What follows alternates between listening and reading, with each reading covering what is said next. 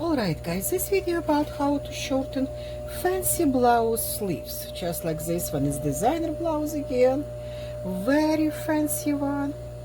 And it's a ½ inch. Yeah.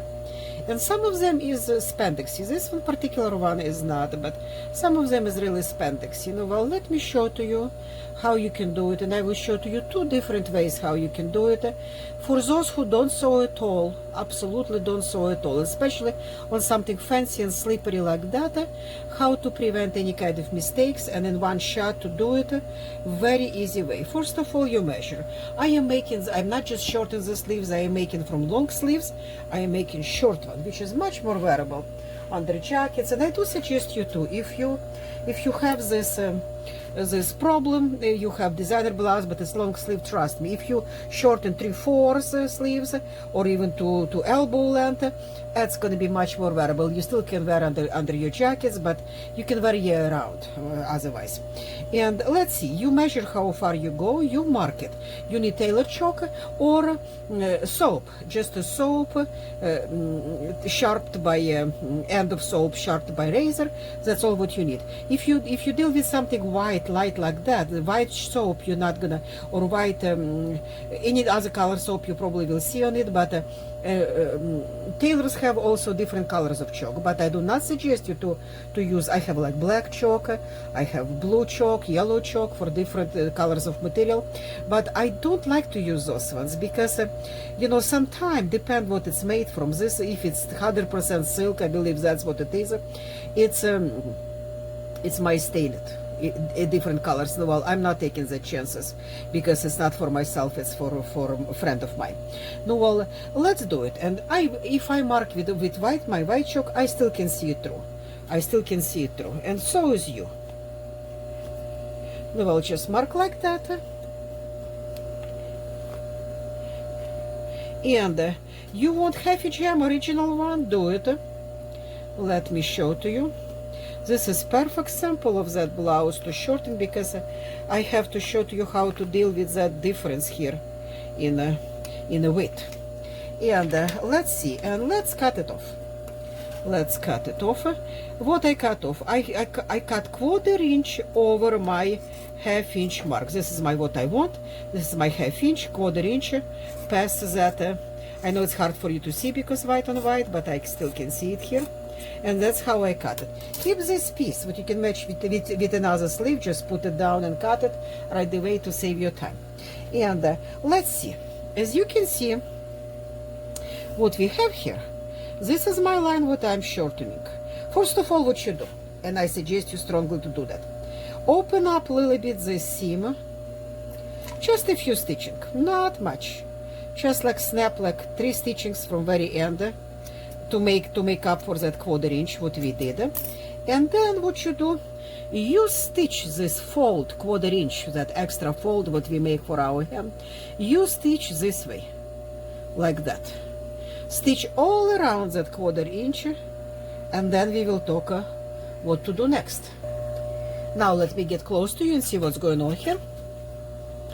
Here is my line with my wish length.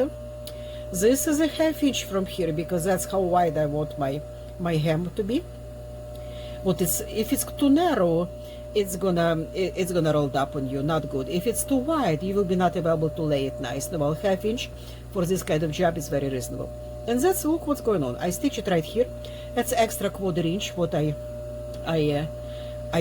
cut it for that fold, to fold inside under my hem.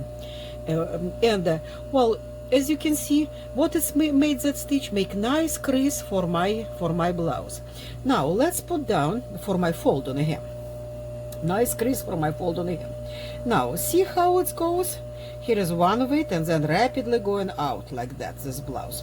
Let's check it before you start closing hem. Turn that ½ inch, okay, and kind of look it up. Line up with this corner. This is your inseam on the sleeve, lined up with this corner very well, exactly ½ inch what we have to stitch up, and look it. And look what we have here. Let me show to you. We have here that much difference.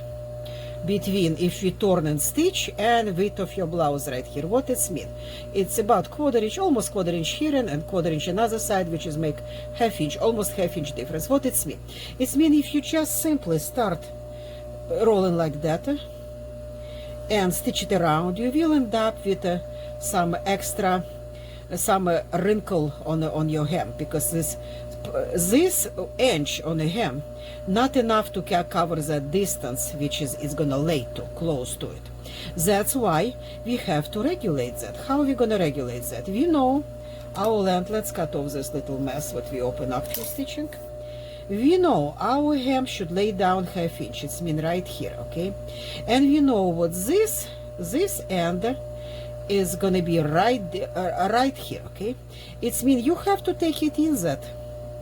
You have to take it in slightly right here, half inch away from this end of it, where is that crease right here, to make up for that difference, just like that, just slightly.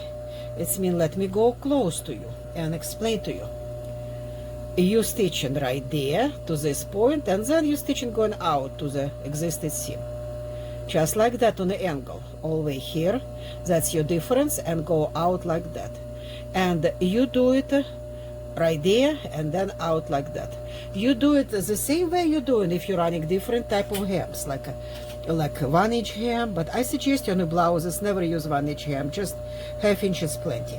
Well, let's fix it and show to you how my hem looking up after I stitch hem up. Alright guys, as you can see, perfect half inch hem, no wrinkles nowhere, all laying nice. This is my seam right here, and it's laying all nice, no wrinkles nowhere around here, and your sleeve look very good. Of course you need to press it. You know, my grandpa, who was a professional tailor even before that Soviet Revolution happened back in my old home country, well, he was making living with that, having store to sell fabrics and sew for living. And then, of course, it was not market for that anymore when revolutions, wars, one after another. Well, he has to switch his profession. He went to work for railroad, but he still sewed to the rest of his life for family, for friends, for people who trust him, and he can sew all of it. Well, I will place right above my token and that video about our family history when I'm talking about him. And well, he's the one who started teaching me how to sew at age 6 years old, and just from watching him I already know. The first time I sat down on machine, I already was doing that about 7 years old, because I was watching him forever, since as long as I remember myself. No, well, he used to tell me, tailor mix it, iron fix it, always use iron. Always use iron. By the time what you fix that corner, what I ask you, it feels like crooked for you, put under iron board, press it before you unclose hem. For me, I didn't have to do it with my experience, but with you probably will need to do it. Okay guys, no, well, more is 200 videos on the channel. Please subscribe, and I try to put videos complicated sewing, custom tailoring we getting very soon to it. Subscribe what you will not miss it.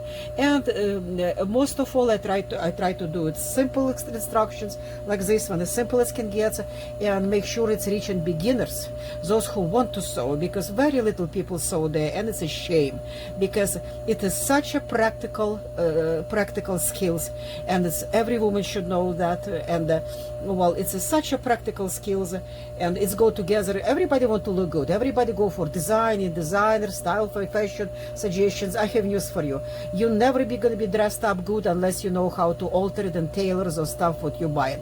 Even if you own that style and fashions, you're never gonna look good unless it's fitted properly, which is have to do by yourself. You cannot run for every little thing to seamstresses, because they all die by now. It's less and less tailor shops around, less and less people who do it for living. No, well, you better learn on your own.